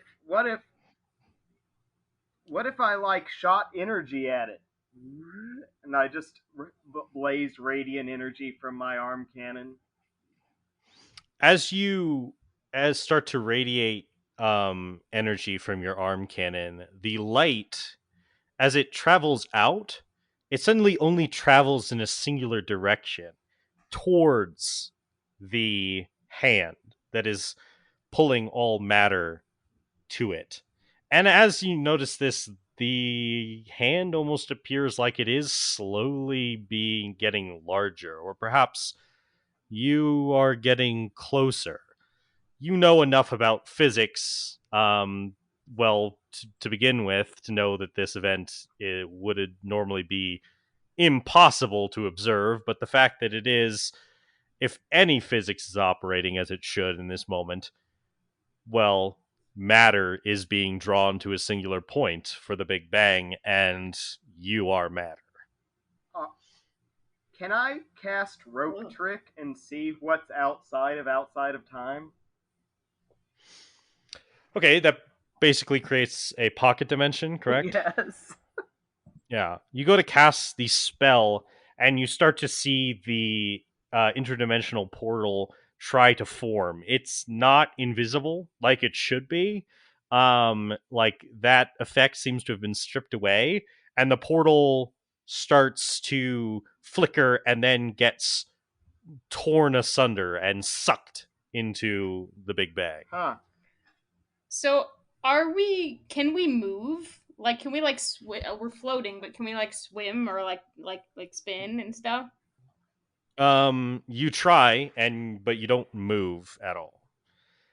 Yeah, I try and turn into a dolphin and swim, and it doesn't work.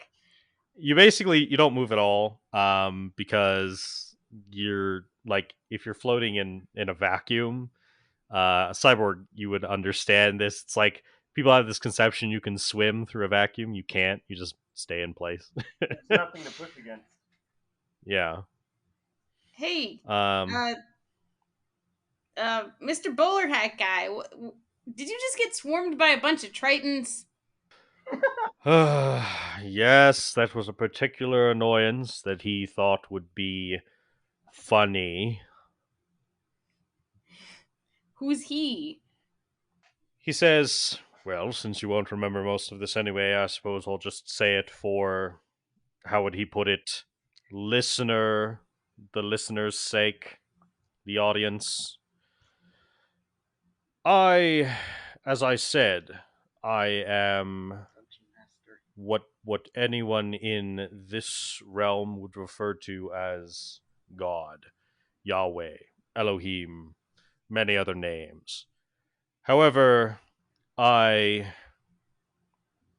also serve at the request of typically the writer. In this case, a very much more troublesome entity that I do not prefer, whom gives you much more agency and much more random chance in your destiny.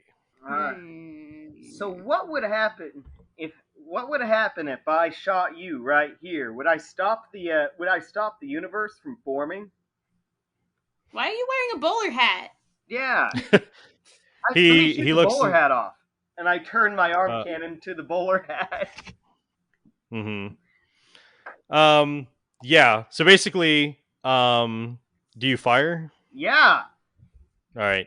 You fire your arm cannon at his head, and he doesn't even raise a hand. And the beam, kind of like the scene in the first like sequel movie, which one of the only cool parts of the Star Wars sequels.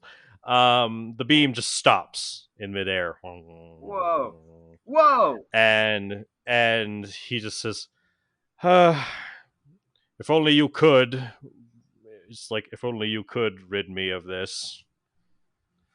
That's what I'm asking. If you wanted me to, there's got to be a way. Can you answer that question? Are you stuck here? Are you stuck here? Do you know my future? Typically, I would say yes, Garfield Logan. However, in this particular manifestation of this particular universe, not even I know your fate. Everything is on the chance of a cast die, so to speak. Well, to your question, Cyborg, I'm sure you've probably heard the idea of if there's a rock that God can make too heavy for him to lift. That's fair. I can, if you fail your saving throw, I can warp you out of this place when I go back. If only if you could fail your saving throw. He says that wasn't actually uttered as it came from Johnny and not Cyborg. I think we're close to being done now, and the hand is now very close and almost closed within a fist. The light becomes extremely bright all of a sudden, blindingly so. And as we switch back to the other group, suddenly the stars around you start to shine with intense brightness, and the large figure before you, Starfire and Raven, says, "Well, if you have any final questions, you're running out of time." Um. I have no desire to talk to you. You are incredibly rude. Oh. Raven says, "So, what is my responsibility anyway?" He looks to you, and he actually crouches down, still impossibly larger than you, but somehow even closer of a presence, and says, "You know of which I speak. The responsibility that was given to you unfairly. A responsibility of your birth. Holding back the one that will undo your world. Undo everything that I will have to step in to correct. For it is my duty to correct such cosmic influences. Should you fail, we will meet again. And I would very much not like to meet again. For what it is worth, I do hope for your success." Raven wants this trip to be over. Yeah, this trip fucking sucks. Her expression reflects that. You will have your wish soon. As the light becomes blinding, both groups suddenly Wait, hold on. drawn. Yeah? So we're basically, creation is happening there, and a wave of creation energy is whipping over us. Essentially, it's like you're simultaneously being sucked into the conglomeration of matter that creates the beginning of the universe and expelled out in a big bang. And as such happens, your consciousnesses are thrust back within your original body. Can I cast absorb elements on the creation energy? No. Come on. You're tripping, man. Yeah. Absorb all the energy. Okay. I think you would die. Or become we're not something physically else. present, right? Yes and no. Your consciousnesses are thrust back within yourselves. Your memories muddy. Basically, feelings. You do remember some profound experiences, but they are warped and altered. They are different. They are lesser. A large purple woman. Elves in the machine. Strange entities and shapes, and well, for two of you, the experience was successful. You feel good. For the other ones of you, you feel anxious, especially you, Raven. Almost like you're reminded of the thing that creates anxiety within you.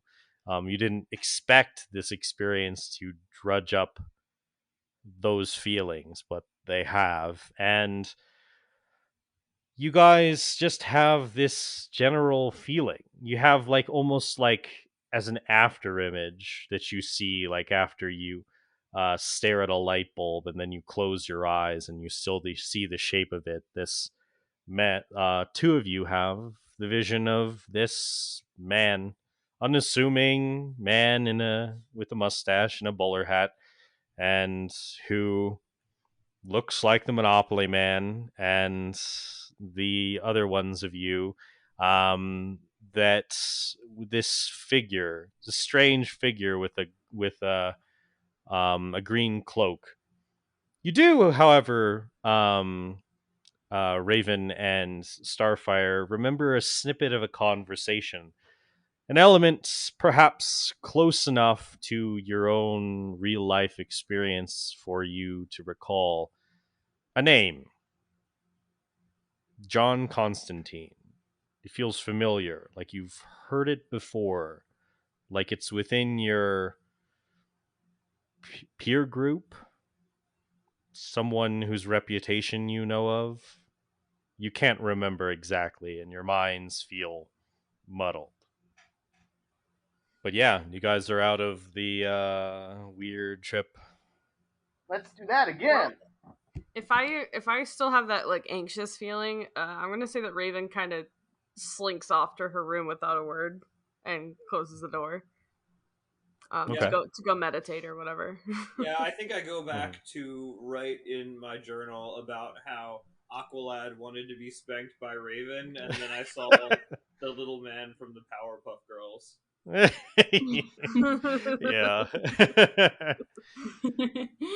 Yep. Yeah.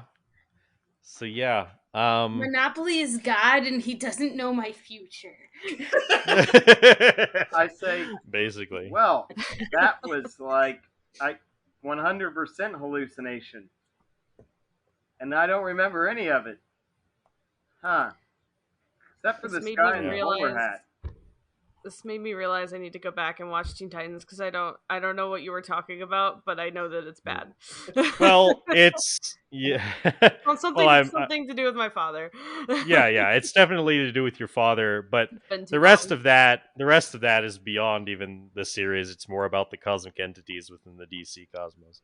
Yeah, The whole I was responsibility getting thing? kind of Dream of the Endless well, vibes. not the responsibility, more the entities that you both saw. While that's been happening, Robin, you have called Agent Morgan, I believe, is to deal with this. The phone rings, and she says, Agent Morgan, I'm glad to receive your call. Yes, I assume you know this is Robin. Yes. We've come to an agreement on your proposition. Looks like the team is in. Excellent. I could meet you in town. Today works fine.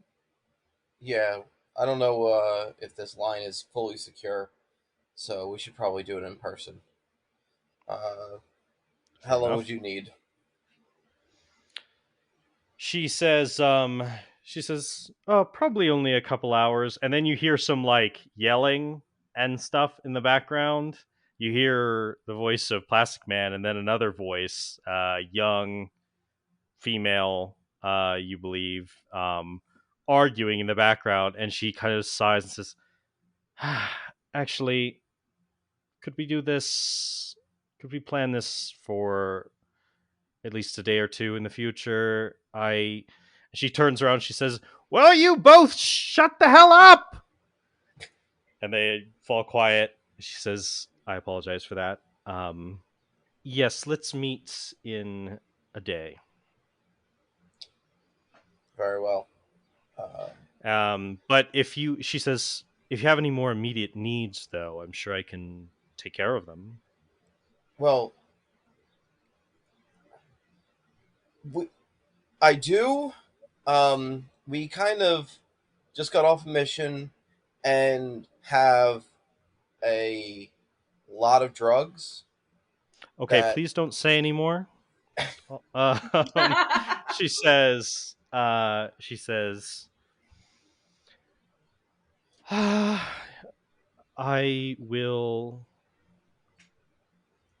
send Plaz to you. He'll take care of them. Do you really want to send him? He seems like one of the people that would use it. I don't have a lot of options right now. So judgmental, Robin. You're not here. But is he wrong, though? Very well. Then in a day we'll meet and we'll discuss the future of this arrangement, I guess. All right. All right. So basically she says, All right.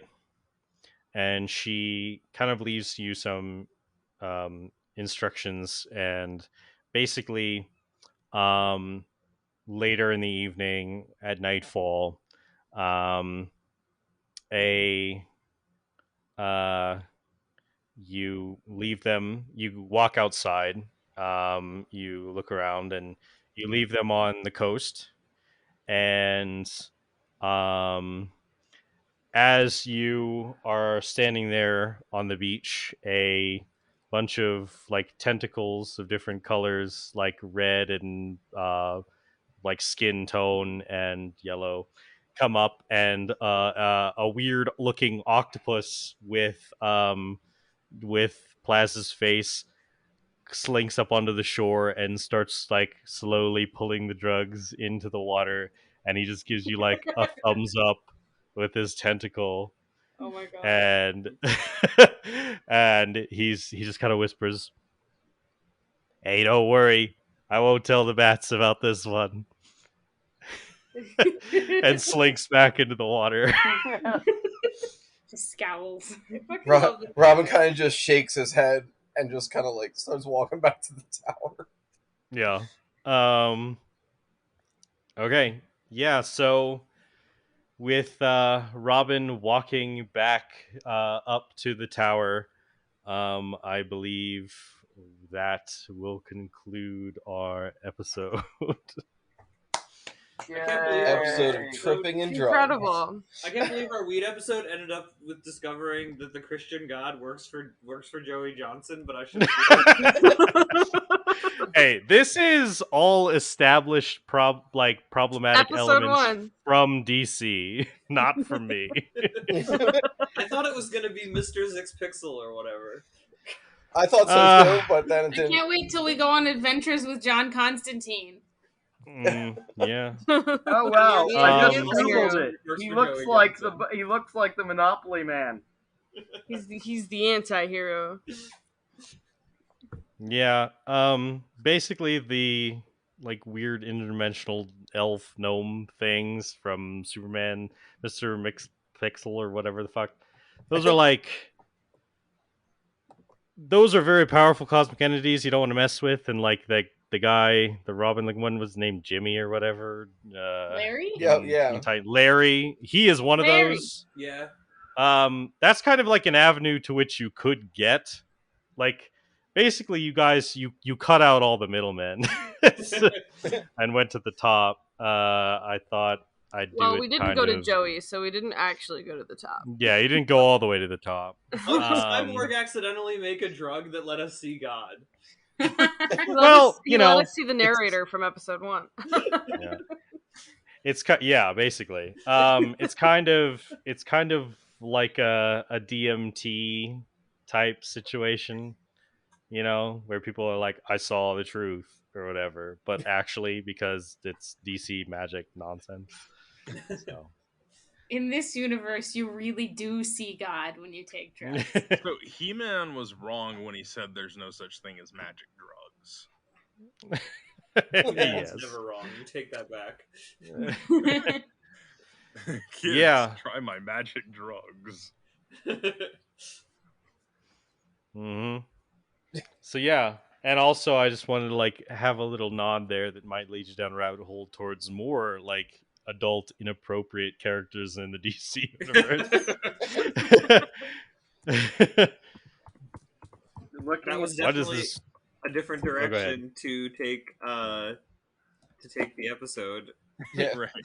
I imagine it's been a while since I've seen the original episode, but I don't think I remember it going quite like this. Nope. No. You guys were like, fantastic. It was about like drugs. homework or something. Yeah. I like that I figured it out about halfway through the drug sequence. Yeah.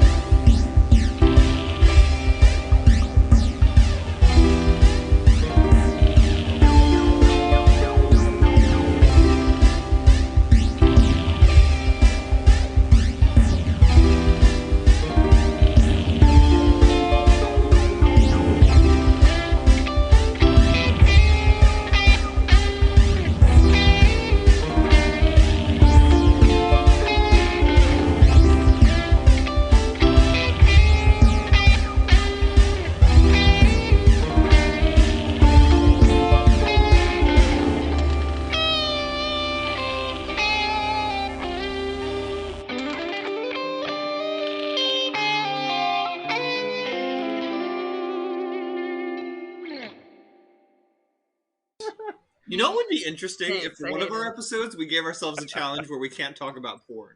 I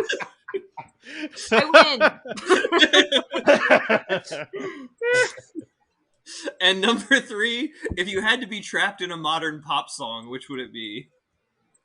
I don't know enough pop. Yeah. The correct answer is Same. shut up You and mean dance. like trapped in the plot of it, or trapped in like listening to it like all the time? Yeah? Because like the plot of some of them I wouldn't want to be in, even though they're catchy. I'm thinking more the plot. And also, Shut Up and Dance came out like 30 years ago. 30. I want whatever pop song is about being on the beach sipping margaritas and pina coladas. That's the one that I'm in. Fair. I Somebody guess... name it. I don't listen to pop. I don't know. Yeah. It's debatable I if don't that's know. country. Anything. Well, I These just questions googled come out all top weird. of the pop charts, and the first one right now is Kate Bush running up a hill. What? I mean, that's I because of guess I don't Stranger listen Things. to enough. Because of Stranger Things. Oh, yeah. Interesting. Incredible scene, by the way. Yeah, that was the most anime fucking scene ever. Freaking Yeah, and Shut Up and Dance is making a comeback because of a Actually, a TikTok meme, fantastic so TikTok. suck it. What's TikTok? Listen, Is Paul that just got into Snapchat. Leave him alone. Is TikTok something old people use? Yes, yeah. Don't worry about it, Paul. I only look at Instagram reels. Can I Yeah. just do "Happy" by Pharrell Williams? If you want to be stuck in the year 2013. I want to be just stuck in perpetual. Wait, are you happiness. stuck in the year? Nothing can break my happy. So all these questions might not be good. I wanted to I think these are all definitely so what was it? Basic ass and Weird ass. What ass? I think you should Weird just ass. rapid fire at those The questions. commonality is that these questions are all ass. They are. Oh. I accept constructive criticism. And